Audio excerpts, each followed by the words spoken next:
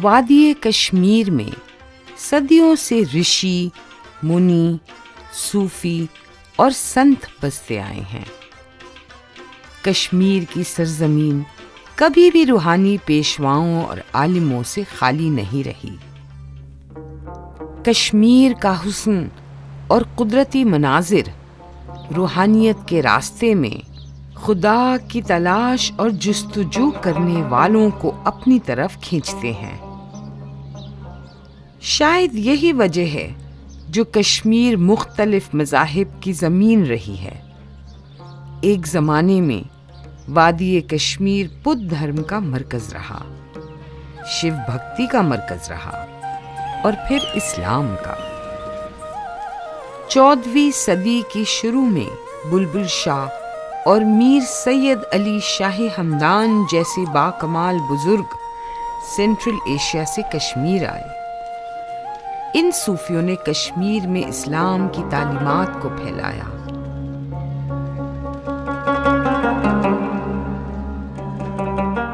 इस दौर के बाद 14वीं सदी के आखिर में सिलसिला रिशियान, कश्मीरियों का अपना सूफी सिलसिला, वादी में परवान चढ़ा। शेखुल आलम नूरुद्दीन नूरानी कश्मीर की सरजमीन से ताल्लुक़ रखने वाले ऐसे ही एक बुजुर्ग थे जिन्होंने ऋषि सिलसिले का आगाज़ किया। शेखुल आलम नूरुद्दीन नूरानी को अलमदार कश्मीर और नुंद ऋषि भी कहते हैं। नुंद ऋषि का आस्थाना चरार शरीफ में है। नुंद ऋषि ने अवाम में मोहब्बत, अमन और इंसान दोस्ती का पैगाम फैलाया।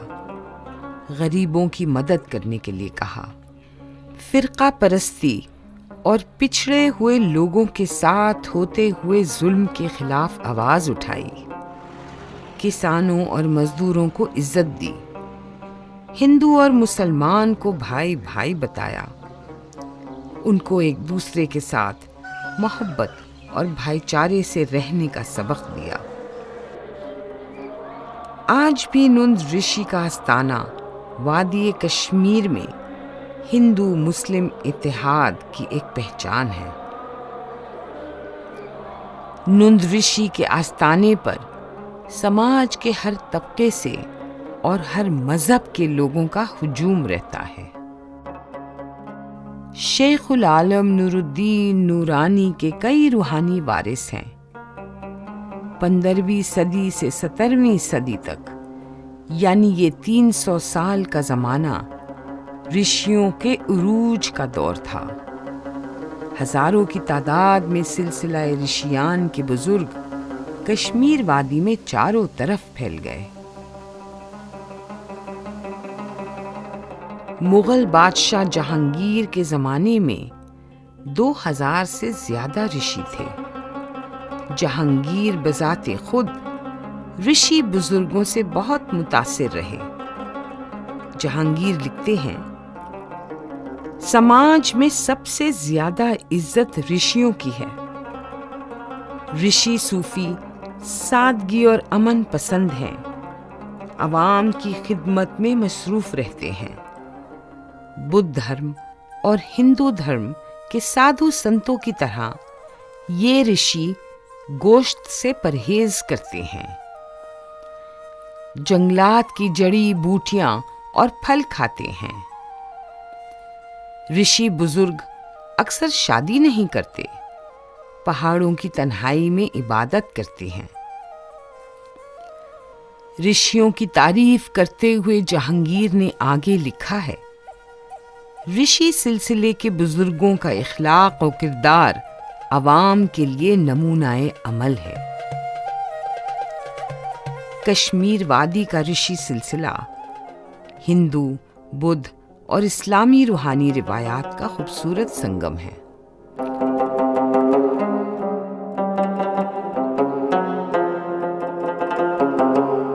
कश्मीर के पहाड़ों के बीच गुलमर्ग है, जिसको फूलों की वादी कहते हैं। गुलमर्ग से चंद किलोमीटर पहले टंगमर्ग में हजरत बाबा पयामुद्दीन ऋषि की दरगाह शरीफ है।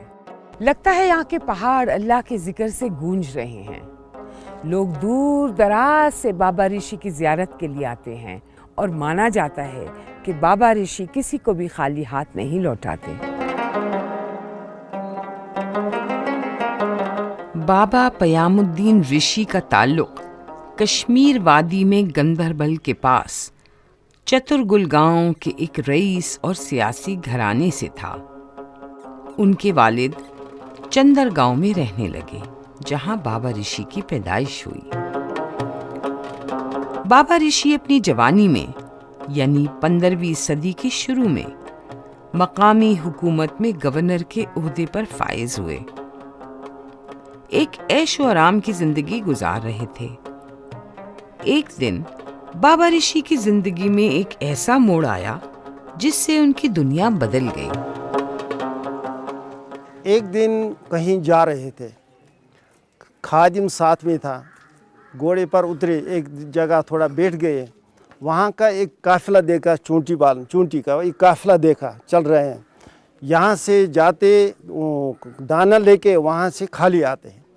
खादिम को बोला ये क्या कर रहे हैं? बोला ये तो अभी विंटर आने वाला है, सर्दी का मौसम आने, उनके लिए ये जमा करके रखते हैं। तो बाबा पयामुद्दीन ऋषि रहमतुल्लाह अलैह बोला ये तो एक बेशूर जानवर है, इनका आने वाला वक्त का फ़िक्र तो है, लेकिन हम कहाँ से आए, हम कहाँ जाना है, इसका हमें फ़िक्र नहीं है। वहाँ से आने के बाद बाबा पयामुद्दीन ऋषि रहमतुल्लाह अलैह सब ने रिज़ाइन कर दिया, वो ओहदा छोड़ दिया।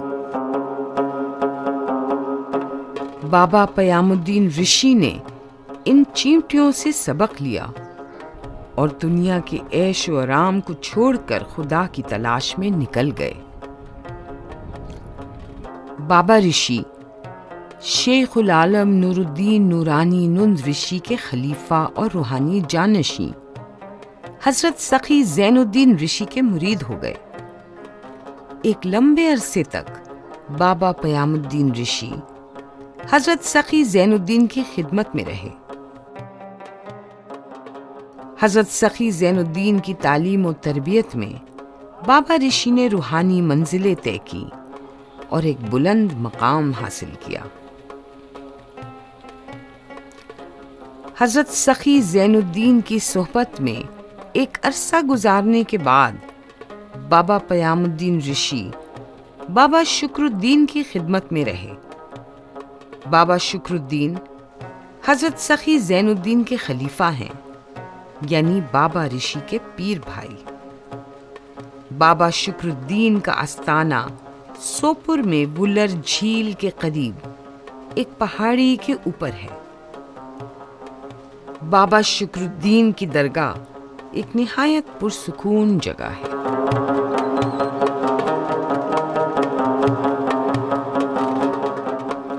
बाबा शुक्रुद्दीन बाबा पयामुद्दीन ऋषि के रूहानी दर्जात से बहुत खुश होते थे। एक दिन बाबा शुक्रुद्दीन ने बाबा ऋषि से फरमाया, आपका मकाम बहुत ऊंचा है।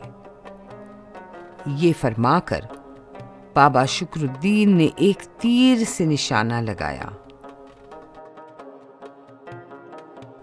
कहते हैं सोपुर से ये कमान से निकला हुआ तीर रनबू इलाके में जा गिरा, यानी टनमर्ग में, जहां बाबा ऋषि ने अपनी खानका बनाई। बाबा ऋषि टनमर्ग में रहने लगे और अपनी बाकी जिंदगी अवाम की खिदमत में गुजारी। बाबा शुक्रुद्दीन ने बाबा ऋषि से कहा, आपके पास लोगों का हुजूम रहेगा, आपके पास सब आएंगे, हमारे पास कोई कोई आएगा।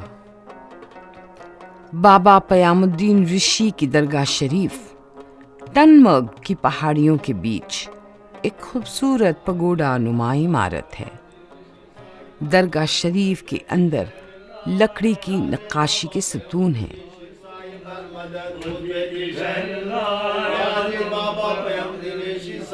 bal madad Oz bedi şelallah Yazri baba peygamber şisai bal madad Oz bedi şelallah Yazri baba peygamber şisai bal madad Oz bedi şelallah Yazri baba peygamber şisai bal madad Oz bedi şelallah Yazri baba peygamber şisai bal madad Oz bedi şelallah Yazri baba peygamber बाबा ऋषि के आस्थाने पर आने वाले रूहानी तस्कीन हासिल करते हैं। यहाँ बैठकर बाबा ऋषि को याद करने में फैज़ान व बरक़ात की बारिश महसूस होती है। बाबा ऋषि की दरगाह पर दूर दूर से उनके चाहने वाले आते हैं, अपनी मुरादें और मन्नत के धागे बांधते हैं। बाबा ऋषि के वसीले से और अल्लाह के हुक्म से यहाँ आने वालों की मुरादें पूरी होती हैं। या तो कश्मीर को अगर हम रिश्वर पीरों की, वलियों की और कलंदरों की सरजमीन है, विरासत तो वहीं से आती है, अपने बुज़ुर्गों से, अपने असलाफ से। जो कुछ भी ललदत में था मिस्टिक के हिसाब से, तो वो उन्होंने शेख नुरुद्दीन ऋषि को दे दिया और वहाँ से पूरे कश्मीर में आ गया। हमारा कहीं कोई सम्मेलन नहीं होता है। हमारे जो हम समनबल जिसे कहते हैं, जहाँ हम मिलते हैं, बात करते हैं, वो यही दरगाह हैं। तो यहीं से हमारे लिए फैज़ की जो इनके फैज़ान की जो बरकतें हैं, और अगर हम अभी तक ज़िंदा हैं तो वो तो इन्हीं की वजह से। लगायज चनिस नावस करेबान बाबा ऋषि नामावार कचा इबादत करो हास्tai कोई तूर सिख त्योरुदुन गमई तई तई फसल। बाबा ऋषि की दरगाह पर बे औलाद अक्सर यहाँ औलाद की दुआ मांगने आते हैं। कहते हैं बाबा ऋषि के ज़माने में कश्मीरी राजा था, उसके यहाँ औलाद नहीं थी। किसी ने राजा को बाबा ऋषि के बारे में बताया। राजा अपनी रानी के साथ बाबा ऋषि से मिलने आया और उनसे बेटे के लिए दुआ की दरख्वास्त की। बाबा ऋषि ने राजा और रानी को बताया कि उनकी खानकाह में एक मिट्टी का चूल्हा है। रानी को इस चूल्हे की लिपाई करने के लिए कहा। रानी ने ऐसा ही किया। बाबा ऋषि की दुआ और अल्लाह के हुक्म से राजा के घर बेटा पैदा हो गया। उस वक्त से आज तक जिन औरतों के यहाँ बच्चे नहीं होते, वो बाबा ऋषि के आस्थाने पर हाजिर होकर इस मिट्टी के चूल्हे की लिपाई करती हैं। कहते हैं उनकी मुराद पूरी हो जाती है।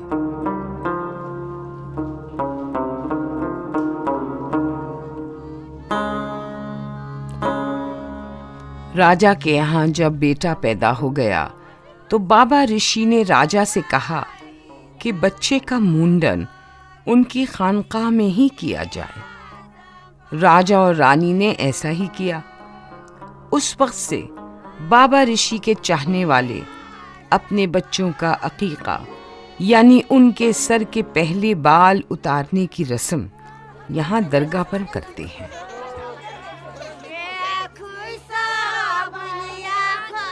फिर वो बहुत खुश हो गया, बूढ़ेपन में उसका बेटा हो गया। उसके बाद उस महाराजा ने बोला बाबा को, मैं आपको क्या दे दूं? बाबा ने बोला मैंने अपने सब वरासत छोड़ दिया, मुझे क्या करना है, मुझे एक अल्लाह चाहिए, तो वो तुम्हें मिल गया, तो अब मुझे क्या ज़रूरत है? बोला नहीं, फिर भी आपका जो ये लंगर यहाँ चल रहा है इसके लिए मैं आपका कुछ ज़मीन दे दूँ। ये 1 किलोमीटर चारों तरफ जिसमें जंगल है, वो खेती बाड़ी का वाला ज़मीन भी है, ये बाबा का मिल्कियत है। गवर्नमेंट इसके साथ कुछ नहीं कर सकती, ये तो बाबा का मिल्कियत है। तब से आज तक ये लंगर भी चालू है और ये जिसका बच्चा नहीं है वो आते हैं, बगैर मज़हब मिलत यहाँ आते हैं लोग, और अल्लाह ताला सबका मुराद पूरे करता है।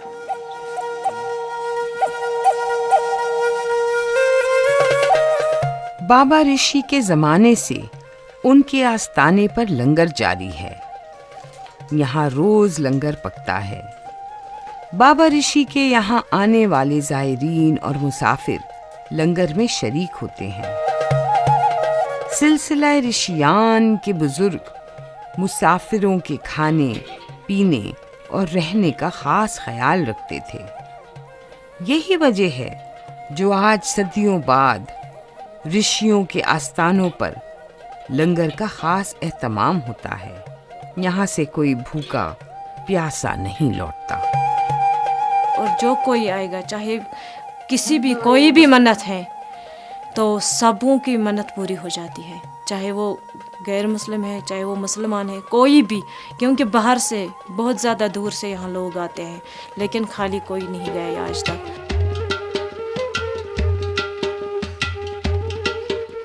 बाबा ऋषि ने सन 1472 ईस्वी में इस दुनिया से पर्दा फरमाया। सिलसिला ऋषियान के बुजुर्गों ने सही मानों में कश्मीर में इस्लाम की तर्जुमानी की, कश्मीरी ज़ुबान, तहजीब और सकाफ़त को उरूज पर पहुंचाया।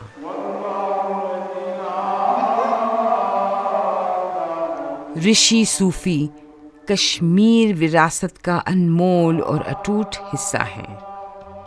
उनका अमन, मोहब्बत और भाईचारे का पैगाम आज भी लोगों के लिए एक रोशन शमा है। अब ये एक सिलसिला ऋषियों का स्टार्ट हुआ, तो जो इनके खलीफे थे ना, बाबा बामदीन, बाबा प्यामदीन, इधर तमाम पहाड़ियों पर जितने भी ये बाबा ऋषि, जैसे आप गुलमर्ग में जाते हैं तो ये इनके खलीफे हुए, डिप्टी साहब शेख नूरुद्दीन वली। ये अपने डिप्टीज इन्होंने भेजे इंसानियत की तालीम देने के लिए, वैधानियत की तालीम देने के लिए, और ये खुदा का एक मानने के लिए, ये तफरके दूर करने के लिए इन्होंने अपने मुरीद मुख्तलिफ जगह पर भेजे। वो इन तमाम चोटियों पर वो जो बुज़ुर्ग हैं वो इसी सिलसिले के ही नायब हैं, इनके नायब हैं। तो यहाँ की ट्रेडिशन रही है कि मसान हिंद तो मुसलमान, जो ललदद ने कहा, दैसी कारसान, अगर आपको खुदा को पहचानना है, मसान हिंद तो मुसलमान, तो ये हिंदू मुस्लिम की बात मत करो अगर खुदा को पहचानना है। ये तो यहाँ की ट्रेडिशन है, यहाँ का वो क्या कहते हैं कल्चर है, यहाँ की तालीम है।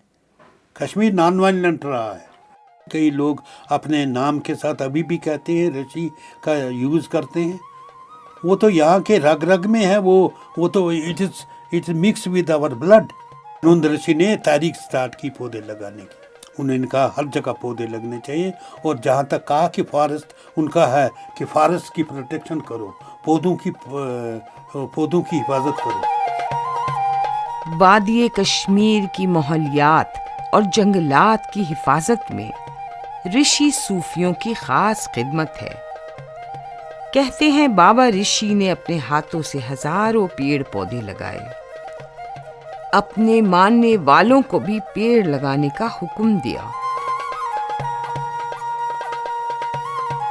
ऋषियों ने कश्मीर को हमेशा हरा भरा रखा, जिसकी वजह से आज भी कश्मीर को रुए जमीन पर जन्नत कहा जाता है। अपने इंसानियत और मोहब्बत के पैगाम से ऋषि सिलसिले के बुजुर्गों ने यहाँ के हुस्न को चार चांद लगा दिए हैं।